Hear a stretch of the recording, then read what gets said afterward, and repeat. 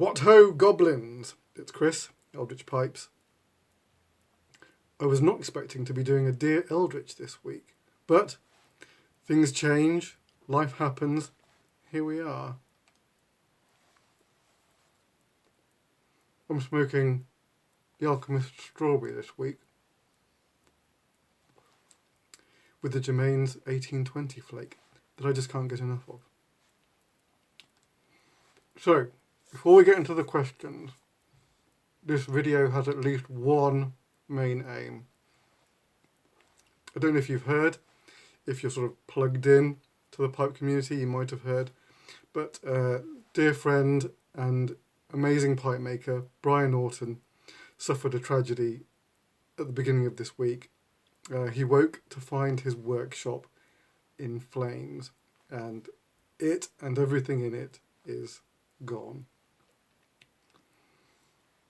So we've been pulling together to try and help him out. I'm going to put a link to his GoFundMe page. So, well, if you can, this message goes out only to those people who can donate something. If you're not in a position, this message isn't for you. All of our lives are in different places, and we can all do different things and help out in our own way. But if you find that you are in a position to donate some money to help out a guy who really deserves it, that would be awesome. Like I say, I'll put the GoFundMe link at the bottom of this video. And if you do get a chance to get in contact with him or leave a message, then pass on my regards from the Goblin King. All right.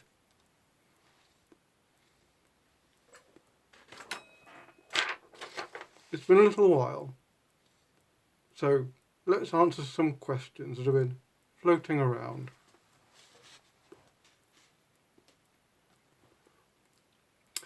Dear Eldritch, I recently heard something about purity laws in the UK regarding ingredients in pipe tobaccos.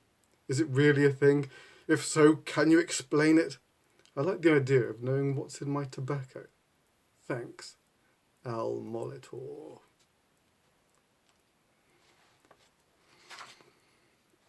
I've heard of these too. I'm sure many people have.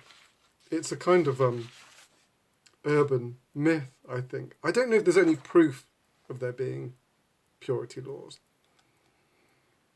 It seems like that is the sort of thing that we would do here. But a lot of people seem to assume that it's to do with the flavourings in the tobacco. I think the purity laws only regard that the tobacco is tobacco, if you see what I mean. I think there would have been a time when some other things that weren't tobacco might have found their way in order to, pad the weight out. In less scrupulous times, let's say,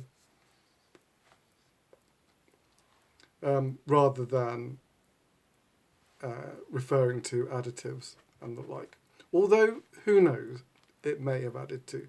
I couldn't find any laws, historical or otherwise, relating to any purity laws. So, it will have to stand for the time being as an urban myth, but one that seems very plausible. These days, I don't think we have anything to fear about, I don't know, there being grass in our tobacco. Perhaps. I don't know. Dear Eldritch, why on earth are you doing a Pipemakers series? Surely this is free advertising to the competition. Well,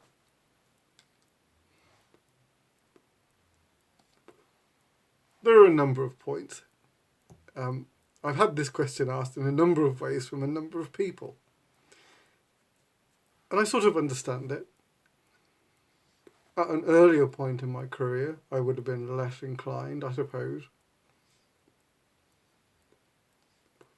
But I find myself now in a position where I really don't have to worry about that kind of thing. And now it's more about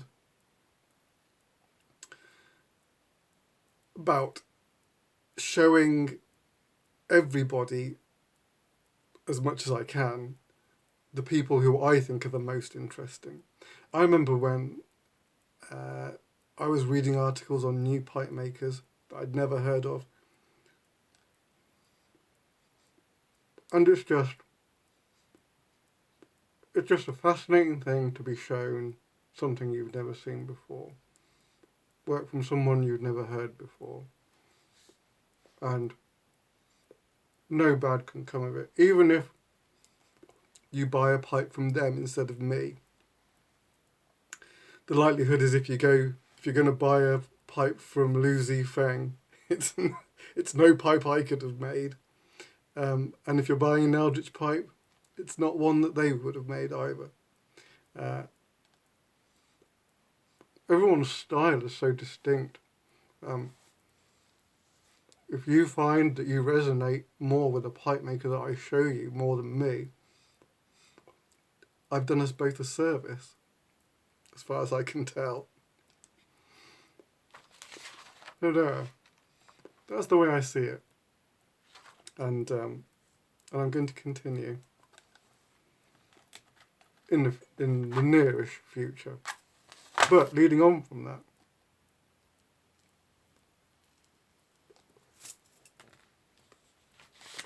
Dear Eldritch, will you consider doing one on your own work, a pipe maker episode? JP Leatherland.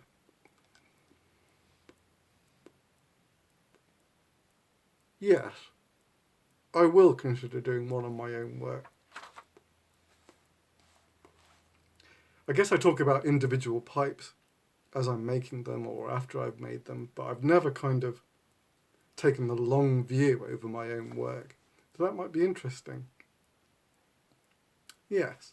I don't know when, but yes, maybe. It'll be glorious. Probably the best episode of all. Anyway, finally, Dear Eldritch, can you show us how to read shapes in Briar? Simon Orton. Actually, I'm paraphrasing. Somebody asked this question and I couldn't find it when I was looking for it. So whoever you were that asked it, sorry, couldn't find your name. We'll just have to put below it, it was me. So here, obviously I can't cover all the shapes. There's lots, and we'd be here all week. But we'll have a look at a few. Here is my trusty block of Briar. So, what can I point with? Let's point with this. In this orientation, so the centre of the burl is somewhere here. Obviously this is the outside of the burl. And we have our lines radiating out from this central point. Now nature can do weird things, and the centre point can be oddly shaped, and so the whole burl becomes oddly shaped, and then funky things happen. But this is fairly orderly. And so, in this orientation, we would get a billiard, more or less. It kind of, a billiard slightly fattens towards the bottom. Obviously more strictly a volcano. You can see the volcano would start narrow at the top and extend outwards towards the bottom. And we could also do an egg. In fact, I have done this orientation for an egg. Worked very well, because again, egg is kind of fatter at the bottom, and like scoops around, and it can follow the line of the grain really nicely. Turn it around, and we have shapes that do the opposite. So a doubling, classically, a doubling in this orientation. There might also be sort of longer freehand styles. Yeah, you can imagine sort of them coming down here for the bowl, and then the shank just coming off over here. And there are a number of possibilities for a freehand. You just want to choose where you think the grain is working nicest for the particular shape that is suggested to you. Then it becomes a kind of a matter of taste where you want to place, depending on what the grain is doing. Now, you've also got a horn back in this orientation, but instead of using the shape suggested by the downward strands, you're cutting along and using the sweep of the grain to produce the horn. So in that case, you're using the shape of the briar, which is why a horn is a really natural shape to make from a piece of briar, because obviously it has that shape almost built into it.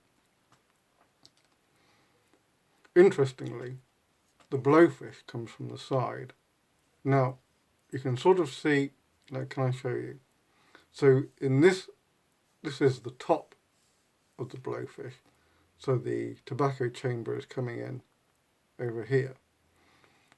And you can see how the shape,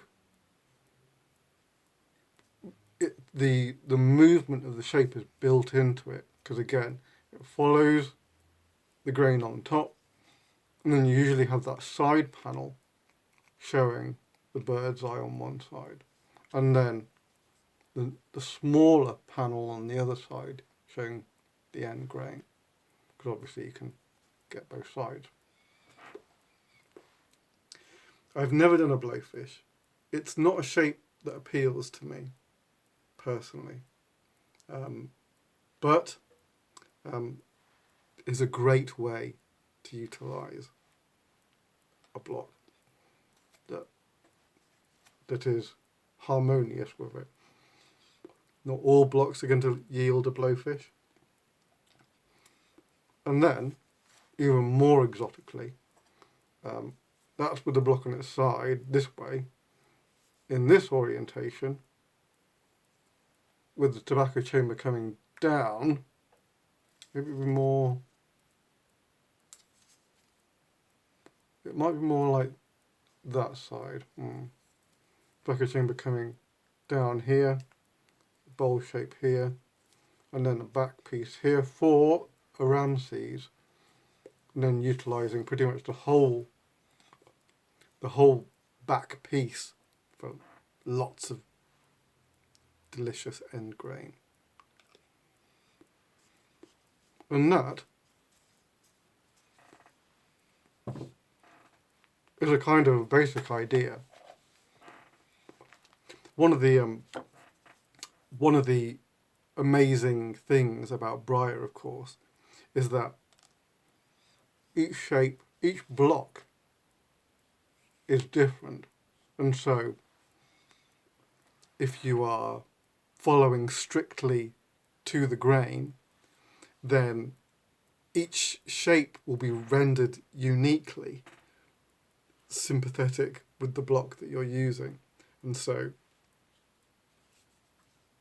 just by following those rules, you will be producing different things, even if you're applying, just by applying the same rules to a block, the blocks are all different.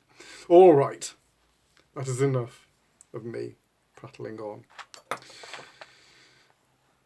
So, just a final bit about do visit Brian's GoFundMe page if you are willing and able. That would be quadruple thumbs up from me. That would be super awesome. And yeah, everyone would appreciate it. That'd be super cool. That's it. Until next time, which I think really might be a tobacco review next time. We'll have to wait and see. All right. Till next time, take it easy. The loyal pipe maker.